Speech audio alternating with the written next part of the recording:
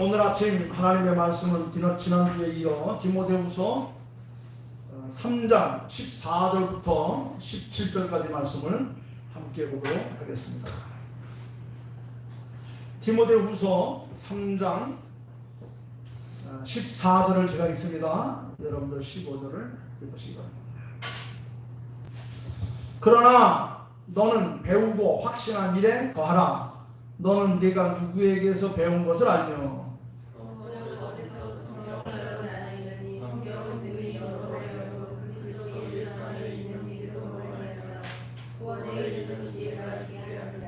모든 성경은 하나님의 감동으로 된 것으로 교훈과 책망과 바르게 함과 의로 교육하기에 유익하니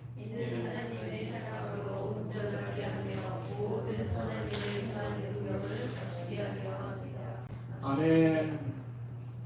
우리는 세운다는 말을 많이 하는데 집을 세운다, 회사를 세운다, 학교를 세운다, 자기 인격을 세운다, 이런 말을 합니다. 세우려면 무엇이 필요하냐? 뭔가를 세우려면 가장 필요한 것이 바로 기초입니다. 특별히 집을 잘 세우려면 기초가 튼튼해야 돼요. 제가 얼마 많이 살지는 않았지만 여러 곳을 제가 세웠어요. 교회도 세우고 집도 세우고 또 많은 거 세웠지만 많은 경험을 통해서 마지막에 세운 게 제가 살고 있는 집입니다. 제일 처음에 유치원을 세울 때는 어떻게 세우는지 잘 몰랐어요. 그래서 기초가 튼튼하지 못합니다. 그러나 이것저것 한 10년, 20년 살아보니까 집을 세우려면 무엇보다 기초가 튼튼해야 되겠구나. 그래서 기초를 아주 튼튼하게 세웠습니다. 집뿐만 아니라 개인도 사회도 마찬가지입니다. 인간 개개인이 올바르게 성장하려면 무엇보다도 인격적인 기초가 튼튼해야 됩니다. 사회가 건강하게 성장하려면 정신적이고 도덕적인 기반이 튼튼해야 됩니다. 이제 우리는 내년이면 또 5년 동안 국정을 이끌어갈 수반을 우리가 선출하게 되는데 5년 동안 우리가 좀 더 풍성한, 좀 더 여유로운 행복한 삶을 살려고 한다면 훌륭한 지도자를 뽑아야 되는데 훌륭한 지도자는 어떤 기초가 있어야 되느냐? 정신적이고 도덕적인 기반이 튼튼해야 됩니다. 우리 인류 역사는 한 6,000년 역사, 8,000년 역사를 가지고 있는데 기독교 역사가 한 2,000년 정도 됐어요. 우리는 서양과 동양, 서구와 동구로 이렇게 나누어서 역사의 흐름을 우리가 살펴보고 있습니다. 이 서구 사회에 비해서 우리 동양, 특별히 우리 대한민국 사회가 지니고 있는 미흡한 점을 살펴보니까 기본 질서를 유지시킬 수 있는 정신 기반이 약하지 않았나 하는 그런 판단이 듭니다. 그래도 서구 사회는 오랜 세월 동안, 수천 년 동안 기독교 정신이라고 하는 이 기반 위에 문화를 세우고 문명을 이끌어 나가고 모든 그런 그 정신 세계를 지탱해 주었어요. 기독교 정신 바탕 위에 지난 2000년 동안 이 서구는 문명 세계를 이렇게 왔습니다. 그런데 우리나라는 어떻습니까? 우리 사회는 어떻습니까? 우리 사회는 여러 가지 다양한 사상들이 들어와서 수백 년, 수천 년 동안을 이렇게 번복이면서 왔어요. 샤머니즘 속에 또 불교가 들어왔고, 불교 속에 유교가 들어왔고, 유교 속에 또 도교가 들어왔고, 또 그 가운데 최근에는 기독교가 들어왔습니다. 많은 사회적 변화를 겪으면서 우리가 지금 왔습니다. 우리 5,000년 역사 가운데, 한반도 5,000년 역사 가운데 특별히 가장 급변한 시대를 맞이한 시기가 언젠가 살펴봤더니 지난 100년간이 가장 큰 급변의 세기가 아니었는가 그런 생각이 듭니다. 지난 100년 동안 일제 억압과 6.25 전쟁 그리고 급변하는 사회생활을 거치면서 가장 밑바닥에서부터 가장 위에까지 돋아오르는 이런 급변한 시대를 살아왔습니다. 지난 100년, 70년, 50년 그 사이에 근대화를 이뤘고 산업화를 이뤘고 도시화를 이루고 민주화를 거치면서 우리 사회의 모든 구조가 혁명적인 변화를 겪으면서 왔다. 이렇게 우리 역사를 살펴볼 수 있습니다. 그런 가운데 이런 급변하는 사회적 변동 가운데에 우리는 많은 걸 또 잃어버렸어요. 전통적인 가치관이나 미덕을 송두리째 잃어버리는 그런 경험도 있었습니다. 제가 그 유럽 쪽을 여행을 다녀보고 동남아 쪽을 여행을 다녀보면 그들은 몇백 년, 몇천 년 전에 그런 그 유적들, 건물들이 아주 그대로 도시 한복판에 그 속에서 또 사람들이 실제로 살고도 있어요. 그런데 우리는 이런 급변하는 변화적 삶 속에 놓이다 보니까 전통적 가치관이 다 사라져 버렸습니다. 미덕이 다 무너져 버리고 말았습니다. 그리고 오랜 세월 동안 유지했던 그런 그 유적들도 사람이 살지 않은 정말 유적으로만 남아있는 그런 경우들이 있습니다. 또 그것을 대체할 만한 정신적인 기초가 아직 형성되지 못한 가운데 결국 발생한 것은 극도의 개인주의 그리고 이기주의, 그 물량적 성장 추구만을 쫓다 보니까 많은 사회적 그런 그 악영향이 생깁니다.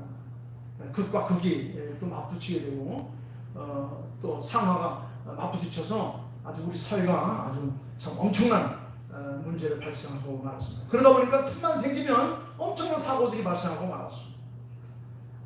지난 몇십 년 동안 엄청난 재난과 재해가 일어났고 인재들이 일어나서 다리가 무너지고 아파트가 주저앉고 백화점이 폭발하고 하는 이런 아주 많은 사건들이 일어났습니다.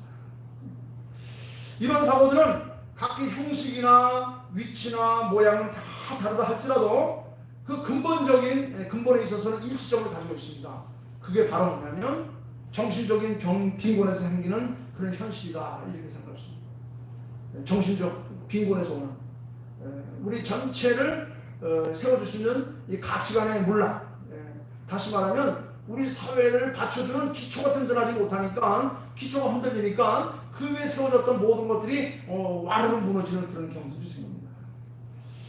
결국 우리 사회 전반을 받쳐줄 수 있는 이 정신적 기초, 이게 굉장히 중요한데 우리 사회는 크게 형성되지를 못했어요. 형성되었어도 아직 굳지를 못했습니다. 아직 약하고 많았습니다. 그래서 틈만 나면 문제만 생기면 엄청난 사고들이 발생해서 인명과 재산의 손실을 맛보게 되었고 극에서 극으로 치닫는 그런 양상들이 우리의 삶 속에서 벌어지고 말았습니다. 예수님께서는 우리에게 이런 정신적 기초에 대해서 말씀하시기를 마태복음 7장에서 이렇게 말했어요.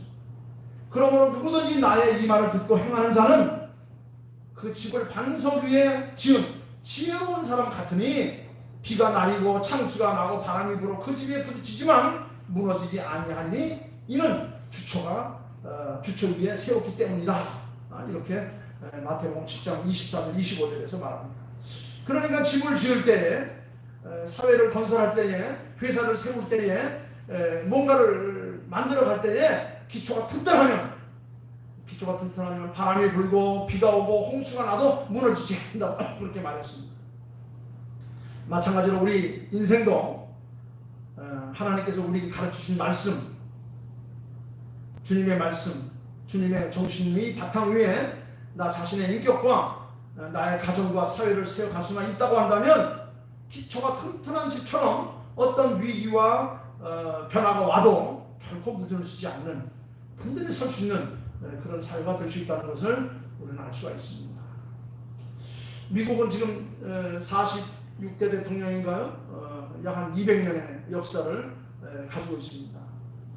그런데 미국은 세워질 때부터 기초를 아주 튼튼히 한 나라예요. 미국의 초대 대통령이었던 조지 워싱턴이 대통령 취임장에 직접 성경책을 들고 나와서 그 성경에 손을 얹으면서 이렇게 선서했습니다. 하나님의 말씀 없이는 나라를 올바로 통치할 수 없기에 나는 이 성경책 위에 나의 삶을 얹고 대통령직을 선서하노라. 이렇게 초대 대통령 때부터 하나님의 말씀 위에 나라를 내가 올바르게 세우고 국민들을 하나님 앞에 참 잘 다스리는 그런 대통령이 되겠다. 이렇게 선서를 했습니다. 얼마나 기초를 튼튼하겠습니까? 그 다음 대통령도 크리블랜드 대통령도 취임식 석상에서 성경 위에 손을 얹고, 물론 미국의 모든 역대 대통령들은 취임식 할 때마다 대법관이 들고 나온 성경책에다 손을 얹고 손을 들고 선서를 합니다. 이 크리블랜드 대통령도 대통령 취임하면서 이렇게 선서했어요. 방탕한 청년이 이 자리에 선 것은 오직 성경의 힘입니다. 하나님의 말씀이 우리 인생의 기초가 될 때에 우리는 어떠한 바람이 불고 비가 오고 홍수가 나도 든든하게 설 수 있다. 이렇게 말했습니다. 영국의 빅토리아 여왕이 아프리카 출장을 만났을 때에 성경 한 권을 그에게 선물로 전달하면서 그는 이렇게 말했습니다. 이 성경에 영국이 부강해지는 비결이 있었어. 이 성경을 읽도록 하십시오. 이렇게 말했다는 겁니다. 프랑스의 유명한 작가 빅토르 위고는 19세기 영국이 부강해지는 모습을 바라보면서 말하기를, 영국에는 두 권의 책이 있다. 하나는 셰익스피어의 작품이고 또 하나는 성경이다. 영국은 셰익스피어를 만들었지만 셰익스피어를 만든 영국은 바로 성경이 영국을 만들었다.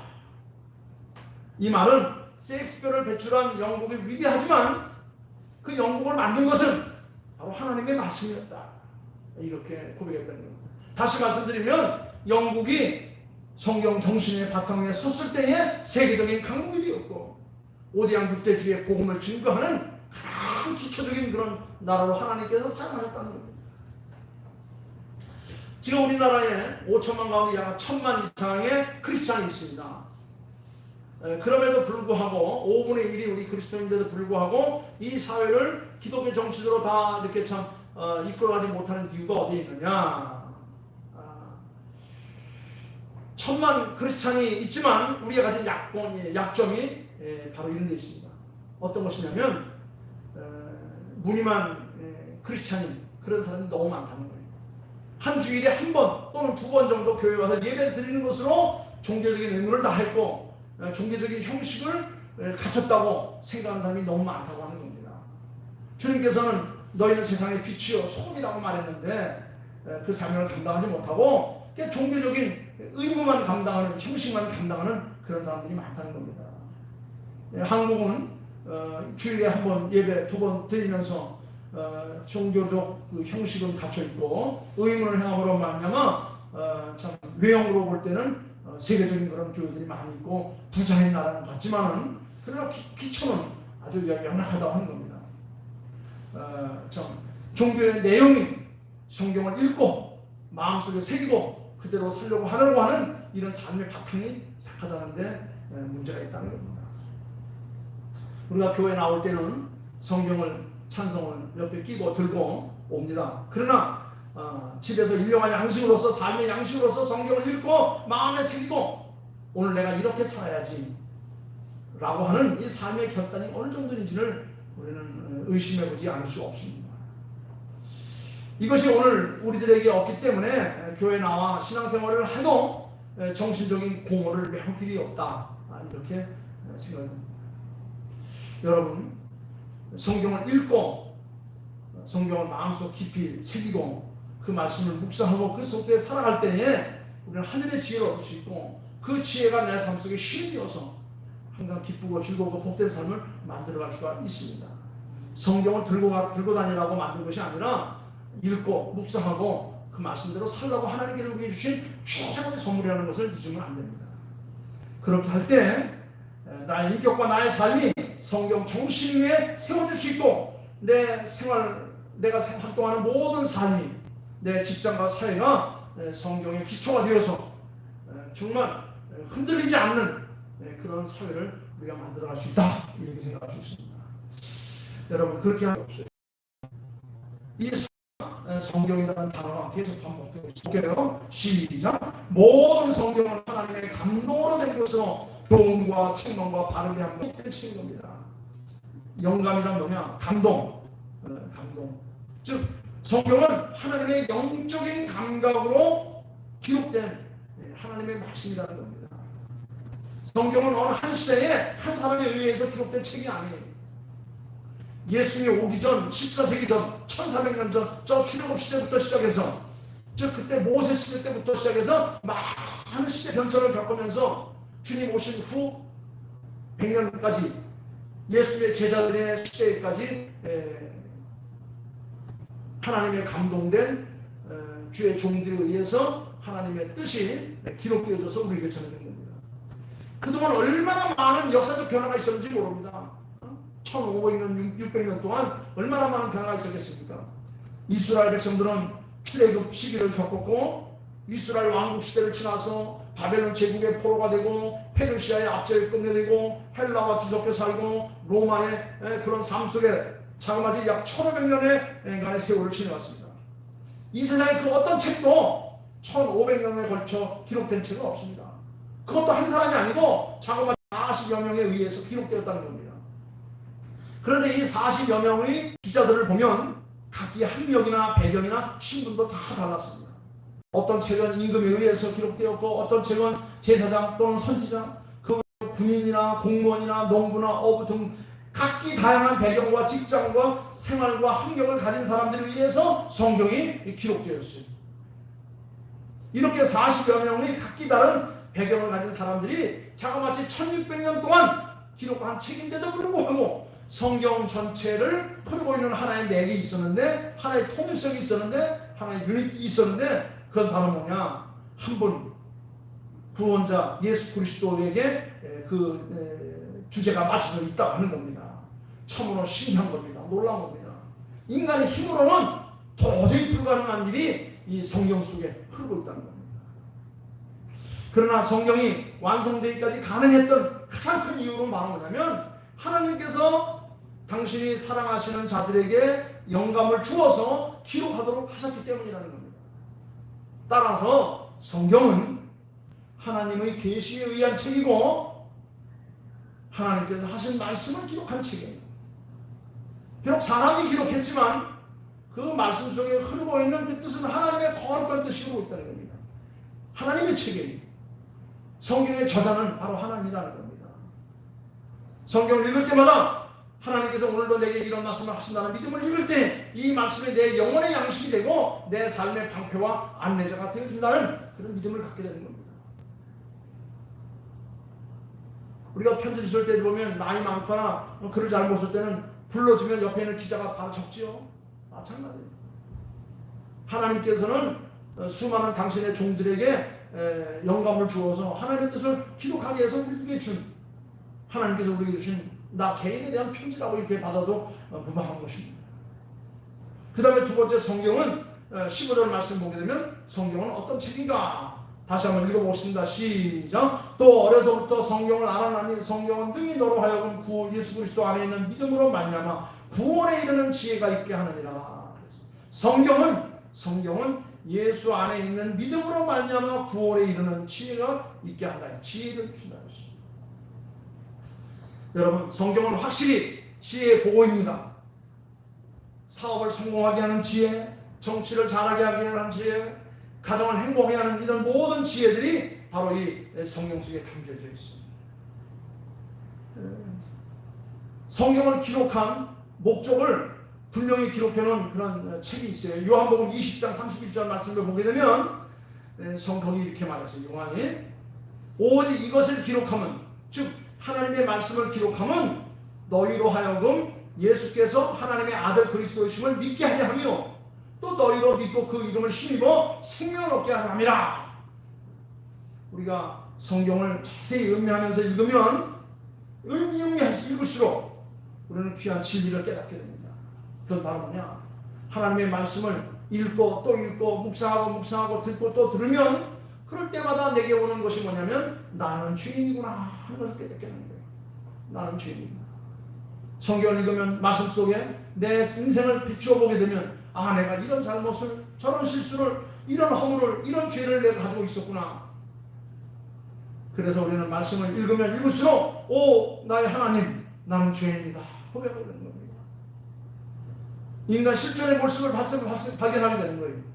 그리고 거기까지 끝나는 것이 아니라 그 다음에 놀라운 반전이 일어나는데 바로 나는 죄인이지만 예수 그리스도가 구세해 준 것을 발견하게 되는 겁니다.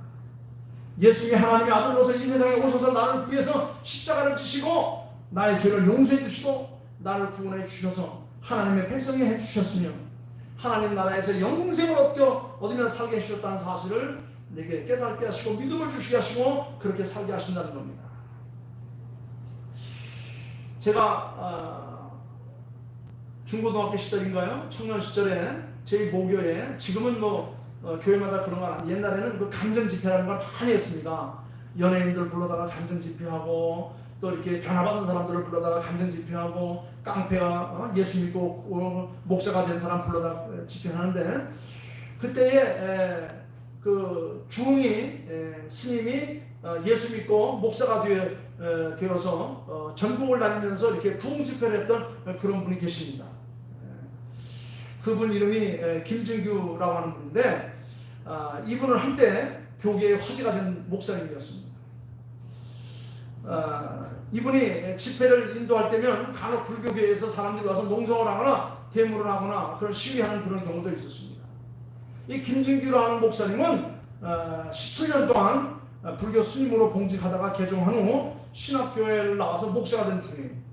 어떻게 해서 그런 일이 벌어졌는가? 이 김준규 목사님은 한때 경북 영양군 1월사에 중으로 있었습니다. 하루는 시주를 받기 위해서 마을로 내려가서 이 집 저 집 대문을 두드리면서 시주를 받고 있는데 한 집에 한 젊은 청년이 나오더니 성경책 한 권을 주면서 스님 이거나 가서 한번 읽어보십시오 하면서 성경을 주더랍니다. 그래서 그 스님이 화가 나서 그 책을 당장 집어 던질까 하다 그래도 참고 그 성경책을 시집더미 안에다 담아놨다가 집에 와서 절에 와서 그걸 펼쳐보았습니다. 절간에 앉아서 심심하고 하니까 그 책을 한 줄 두 줄 읽기 시작했습니다. 호기심에서 펼치기 시작한 성경을 다 읽게 되었습니다. 한 번 읽은 것이 아니고 두 번, 세 번, 다섯 번 1년 내내 성경을 읽다 보니까 새로운 진리를 발견하게 되었습니다. 깨달음이 왔습니다. 그것은 다름 아닌 나는 죄인이다. 나는 죄인. 난 어리석은 자였구나. 나는 무지한 자였구나. 그러면서 나는 무지한 자, 죄인이고 어리석은 자였지만 예수 그리스도가 내 죄를 용서해 주시고 나를 구원해 주시는구나. 이런 믿음이 생겼다는 겁니다. 그래서 개종하여서 예수를 믿게 되었고 그분이 그러는 가운데 신학교를 나오고 목사가 되었습니다. 그분이 성경을 읽으면서 깨달은 것을 정리해 놓았습니다. 즉 기독교와 불교에 대한 차이점을 이렇게 추려보았습니다. 기독교와 불교의 차이점이 뭔가 살봤더니 첫 번째는 불교에서는 죄를 지으면 지은 것만큼 대가를 지불해야 속죄를 받는데 예수 믿는 자는 회개만 하면 예수님에 의해서 속죄를 받는다는 거였어요. 너무나도 쉬웠습니다. 너무나도 간단했습니다. 그런 일이 있을 수 있을까? 있다는 것을 깨달았던 겁니다. 다시 말하면 기독교는 바로 예수 사랑의 종교라는 것을 깨달았다는 겁니다. 인간이 지은 죄를 인간이 어떻게 속죄할 수 있겠는가? 평생을 다해도 못할 터인데 예수를 믿음으로 속죄를 받는다고 하니 얼마나 큰 그 복음인가? 그것만큼 좋은 게 어디 있겠는가? 깨달은 겁니다. 두 번째는 불타는 사람의 아들이었고 죽음으로 끝나는데 예수는 하나님의 아들이고 부활하셨다는 겁니다. 즉 기독교에는 생명이 있다는 겁니다. 죽음을 극복할 수 있는 놀라운 하늘의 능력이 있다는 겁니다. 세 번째는 불교는 사람이 속세를 떠나 홀로 부처가 되어야 한다는 데 목적이 있지만 예수는 세상 속에 오셔서 섬기는 생활을 하셨다는 겁니다. 다시 말해서 기독교는 속세로부터 유리된 종교가 아니라 속세 속에 들어가서 오히려 섬기는 생활을 통해서 모두를 하나님께 이끄는 모두가 사는 이런 생명의 종교라는 것을 깨달았다는 겁니다. 그리고 또 불교는 고난과 고통을 통해 해탈을 가르치는데 기독교는 예수 그리스도를 믿음으로 구원을 받는다는 사실, 다시 말하면 예수 그리스도 중심의 신앙생활을 한다는 겁니다. 성경은 바로 예수 그리스도를 증거하는 책입니다. 예수 그리스도를 발견할 때 우리가 구원받을 수 있습니다. 성경을 읽을 때 나는 죄인이지만, 어리석은 자지만, 부족한 자이지만, 힘없는 자이지만, 나약한 자이지만, 그 모든 곳에서 나를 구원할 자는 인간의 몸을 입고 있다고 하신 하나님 예수 그리스도라는 사실을 깨달을 때 앞이 환하게 밝아오며 모든 것이 구원의 역사가 이루어진다는 것을 깨닫는 겁니다. 따라서 성경은 구원을 주시는 지혜의 보고라는 사실을 생각하면 우리는 성경을 소홀히 할 수 없습니다. 여러분, 우리는 말씀 속에서 내 자신을 발견하고 예수 그리스도를 발견해야 비로소 나의 구원이 이루어지는 지혜를 갖게 되는 겁니다. 여러분, 우리가 필요한 건 바로 지혜예요. 지혜. 그 지혜는 바로 하늘로부터 오는 겁니다. 여호와를 경외하는 것이 지혜의 근본이라.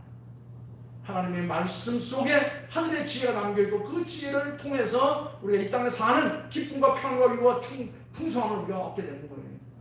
마지막으로 16절 17절 말씀을 보게 되면 성경은 바로 우리를 변화시켜주고 온전히 해준다고 그렇게 말했습니다. 우리 같이 한번 16, 17절 한번 같이 읽어보겠습니다. 다 같이 말씀을 외우는 방향으로 했으면 좋겠습니다. 다 같이 시작. 모든 성경은 하나님의 감동으로 된 것으로 교훈과 책망과 바르게 함과 의로 교육하기에 유익하니 이는 하나님의 사람으로 온전하게 하며 모든 선한 일을 행할 능력을 갖추게 하려 함이라. 그렇습니다. 성경은 우리 인생살이의 안내자라는 겁니다. 여러분, 여행도요, 안내하는 사람이 있으면 재미있습니다. 활기찹니다. 지루하지가 않아요. 그런데 아무리 새로운 것도 안내자 없이 나 혼자 가면 이게 뭔가 아무 의미도 없어요. 그냥 다리만 아파요. 배만 고파요. 그런데 별것 아닌데도 안내자가 설명을 해주고 스토리텔링의 이야기를 만들어서 들려주면 얼마나 재밌고 신기한지 몰라요. 우리 화천에도 얼마나 아름다운 곳이 많은지 모릅니다. 얼마나 좋은 곳이 많은지도 몰라요. 그런데 그곳에 나 혼자 그냥 갔다 오면 아무 재미도 없어요. 그런데 누군가 와서 설명해주고 누군가 와서 안내해주고 누군가 와서 인도해주면 그렇게 재밌고 행복할 수가 없어요. 성경은 바로 우리 인생살이의 안내자입니다. 여러분, 어느 항구든지 항구에 입구에 가면 반드시 있는 게 있어요. 그게 뭐죠? 등대입니다. 등대. 캄캄한 밤에는 불빛을 비추어서 들어나가는 배를 안내해 줍니다. 안개가 자욱한 때에는 소리를 내어서 위치를 확인해 주기도 합니다. 요즘은 전자장치를 통해서 전파를 발사하거나 레이더로 배를 안내해 주기도 합니다. 우리 인생의 등대는 뭡니까? 바로 말씀이에요. 하나님의 말씀, 성경인 것입니다. 하나님의 말씀은 내 양심의 등불이 되어주고 내 양심의 소리가 되어주고 내 양심의 안테나가 주는 거예요. 하나님의 말씀이 내 속에 있을 때 내가 이렇게 살아야 되겠구나 라고 하는 삶의 방향이 정해집니다. 성경은 우리 삶을 풍부하게 해주는 거예요. 안전하게 해주는 겁니다. 그리고 행복하게 해주고 즐겁게 해주고 복되게 해주는 거예요. 여러분, 우리 육신은 음식을 먹어야 힘이 나고 살이 찌지요. 그러나 우리 영혼은, 우리의 정신은 어떻게 행복하고 살이 찌고 풍성해집니까? 하나님의 말씀을 먹어야 되는 거예요. 그래야 풍성해지는 겁니다.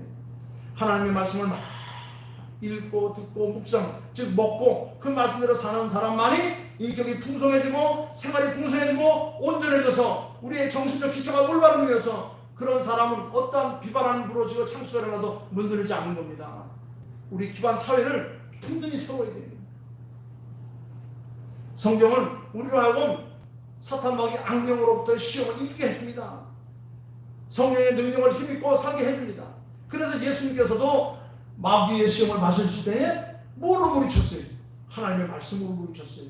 예수님은 틈틈이 하나님의 말씀을 읽고 묵상하고 암송하셔서 그 말씀이 예수님의 삶을 이끌어갈 수 있도록 그렇게 사셨어요.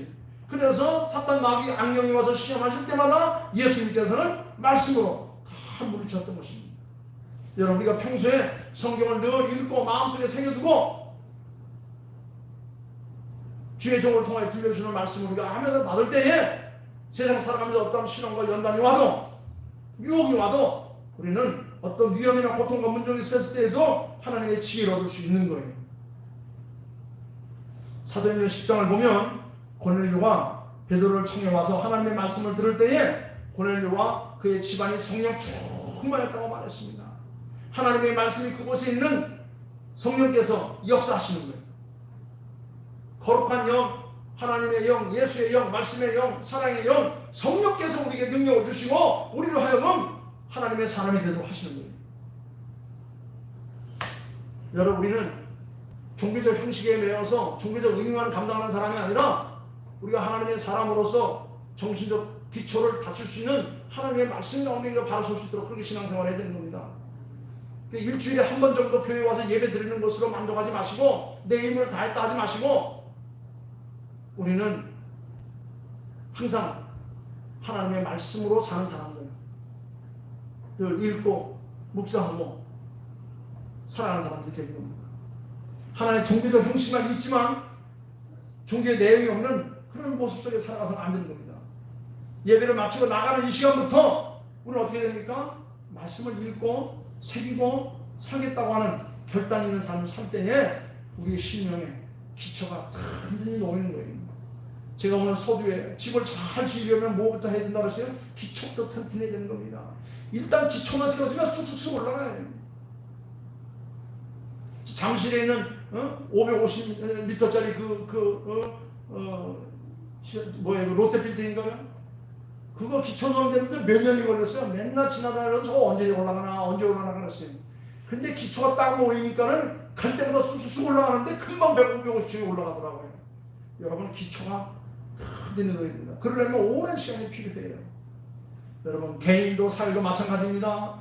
인간 개개인이 올바르게 성장하려면 인격적인 기초가 튼튼해야 돼요. 사회가 건전하게 성장하려면 정신적인 도덕적인 기반이 튼튼해야 되는 겁니다.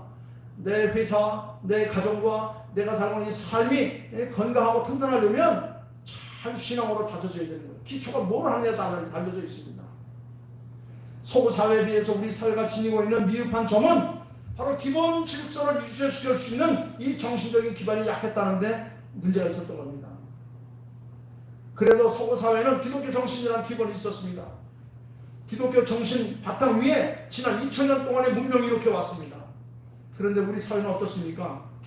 너무나도 급격한 변화를 이루지 않았습니다.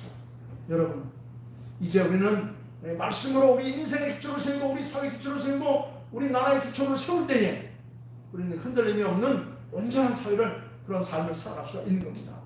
여러분, 오늘 강조하는 말씀은 모든 성경에 대해서 얘기를 했는데 이 성경 자체를 우리 인생의 참 기초로 삼아서 여러분들의 삶이 더욱더 풍성한 하나님의 넘치는 거룩한 삶이 될 수 있기를 다시 한번 주의 이름으로 축원합니다. 기도하겠습니다.